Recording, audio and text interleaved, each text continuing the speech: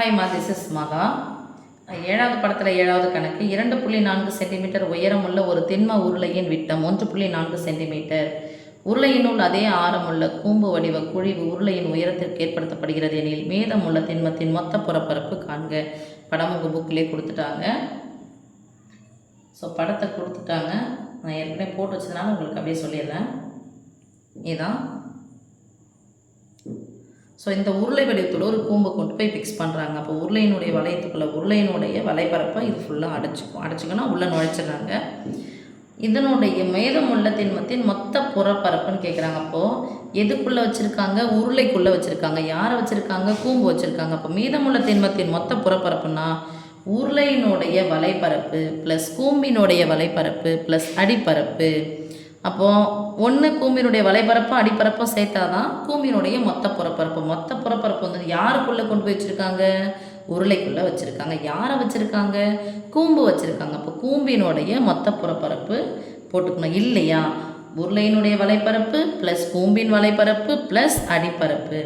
இந்த ஃபார்முலா தெரிஞ்சிச்சுன்னா நம்ம போட்டுடலாம். என்ன கொடுத்துருக்காங்க விவரங்கள் எழுதிக்கலாம். உயரம் எப்பவுமே என்ன சொல்லுவோம்? Height h = 2.4 centimetre. விட்டம் கொடுத்துருக்காங்க. விட்டம் எனக்கு தேவையில்லை, அதில் ஆரம் தான் தேவை. உருளைக்கு மட்டுமா விட்டம் வந்துச்சுன்னா 2 ஆரையும் சேர்த்தா 2 மடங்கு ஆரம்ன்றது விட்டம்னு போட்டுக்கலாம். இல்லை அப்படின்னு சொன்னால் நான் விட்டத்தில் பாதி ஆரம், இது ஃபுல்லாக விட்டம்னா அதில் பாதி தான் ஆரம். அப்போது 14 நம்ம எடுத்துக்கிட்டோம்னா பாதி 7, ஒரு ஸ்தானம் தள்ளி புள்ளி ஊற்றினா 0.7 சென்டிமீட்டர். நமக்கு கூம்பு எப்போ வந்தாலும் கூம்பினுடைய வலைப்பரப்பு மொத்த புறப்பரப்பு எப்போ வந்தாலும் கண்டிப்பாக நமக்கு பித்தாகோரியன் தொகுதிகள் தெரியணும். எல்லாம் தனியாக போட்டு அதுக்கு டைம் வேஸ்ட் பண்ணுற மாதிரி இருக்கும். அப்போ பித்தாகோரியன் தொகுதிகள் எது அப்படின்னு சொன்னால் 3, 4, 5 ஒரு செட்டு, 12, 13, 5 ஒரு செட்டு, 7, 24, 25 ஒரு செட்டு. ஸோ இந்த 3 தான் வந்து அந்த பாடம் ஃபுல்லாக நமக்கு ரிப்பீட்டடாக இருக்கும். 11லேயும் இது வந்துக்கிட்டே இருக்கும். அதனால் ஜஸ்ட் ஞாபகம் வச்சுக்கிட்டீங்க அப்படின்னு சொன்னால் போதும். என்னென்னா, ஒரு செங்கோண முக்கோணத்தில் கர்ணத்தின் வர்க்கமானது மற்ற 2 பக்கங்களின் வர்க்கங்களின் கூடுதலுக்கு சமம். அப்போ ஒரு செங்கோண முக்கோணம் எத்தனா கூம்பானது செங்கோண முக்கோணத்தை அடிப்படையாக கொண்டு உருவாக்கப்பட்டது. அப்போ இதான் செங்கோண முக்கோணம் வந்துச்சா. கர்ணம்ன்றது இதான். அப்போ இது யார்? சாய் உயரம். கர்ணத்தின் வர்க்கமானது மற்ற 2 பக்கங்கள் ஒரு பக்கம் 6, இன்னொரு பக்கம் உயரம். மற்ற 2 பக்கங்களின் வர்க்கங்களின்னா r² + h² = l². வர்க்கங்களின் கூடுதலுக்கு சமம். கூடுதல் நடுவில் ப்ளஸ் போட போகிறோம். சமம்னா ஈக்குவல் முடிஞ்சிச்சு. அப்போ l² = r² + h². சும்மா அங்கே சொல்லி பார்க்கலாமே. ஒரு பக்கம் 3, ஒரு பக்கம் 4, 3² 9, 4² 16. 16 4 சேர்த்தா நமக்கு 16 9 சேர்த்தா எவ்வளோ வந்துடும்? 25. 25 6 ஸ்கொயர் 5². அதே மாதிரி தான் இங்கே 12² 144, 13² 169, இன்னொன்று 5² 25. அப்போ 169 25 கழிச்சா 144. 144 அதனுடைய ஸ்கொயர் 12னுடைய ஸ்கொயர். அதே மாதிரி தான் இதுவும் பித்தாகோரியன் தொகுதிகள் 7, 24, 25. ரெண்டு பார்த்தீங்கன்னா எல்லாமே சார்பகா எண்களாக இருக்கும். ஒன்று சாராத பகா எண்களாக இருக்கும். 3, 5 சார்பகா எண்கள், சம்மந்தமே இல்லை ஒரு பகு எண். இது பாருங்கள், இது பகா எண், இதுவும் பகா எண், ஒரு பகு எண். இதில் இது பகா எண், இதுவும் பகு எண், இதுவும் பகு எண். அப்போது ஒன்றுக்கு ஒன்று சாராமல் இருக்கிற மாதிரி வரும். 3க்குமே ஒன்றுக்கு ஒன்று சம்மந்தமே இல்லாமல் இருக்கிற மாதிரி வரும். அப்போது நமக்கு கூம்புன்னு கொடுத்துட்டாவே கண்டிப்பாக எனக்கு பரப்பளவுன்னு கொடுத்தாங்கனாவே நமக்கு என்ன தேவை அப்படின்னா சாய் உயரம் கண்டுபிடிக்கணும். அப்போ சாய் உயரம் தீஸ் இம்ப்ளைஸ் இங்கே போட்டுட்டு 7 கிடச்சிச்சு, 24 2 பக்கம் கிடச்சி. உயரம் இதுதான் ஆரம்.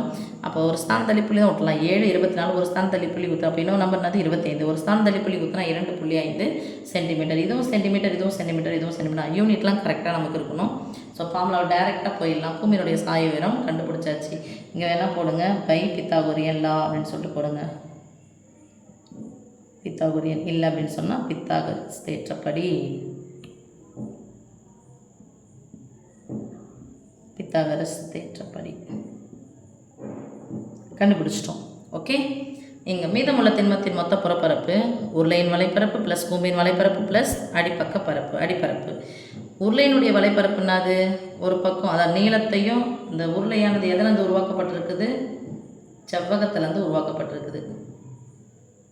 இது நீளம். அகலமானது என்னவாக மாறும்? நான் நீளம் அப்படின்னு இதை எடுத்துக்கிட்டால் இந்த நீளமானது உயரமாக மாறுகிறது. இந்த அச்சை அகலத்தை வச்சு ஒரு சுற்றுனா நமக்கு என்ன கிடைக்கும்? வட்டமாக கிடைச்சிரும். இந்த பக்கமும் சரி, அந்த பக்கம் வட்டம் கிடைக்கும்.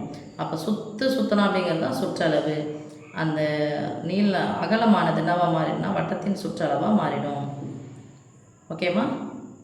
அப்போ உருளை எதில் வந்துச்சு? செவ்வகத்தில் வந்துச்சு. அந்த செவ்வகத்தினுடைய பரப்பளவும் உருளையினுடைய வலைப்பரப்பும் சமம். ஏன்னா அதில் தான் இந்த வடிவத்தை உருவாக்குறாங்க. அப்போது அகலத்தை வச்சு தான் நம்ம சுற்ற போகிறோம். சுற்றும் போது சுற்றளவு கிடைச்சிரும். வட்டத்தினுடைய சுற்றளவு 2πr இன்ட்டு நீளமானது உயரம். அப்போ 2πrh ப்ளஸ் கூம்பினுடைய வலைப்பரப்பு அப்படின்னு சொன்னால்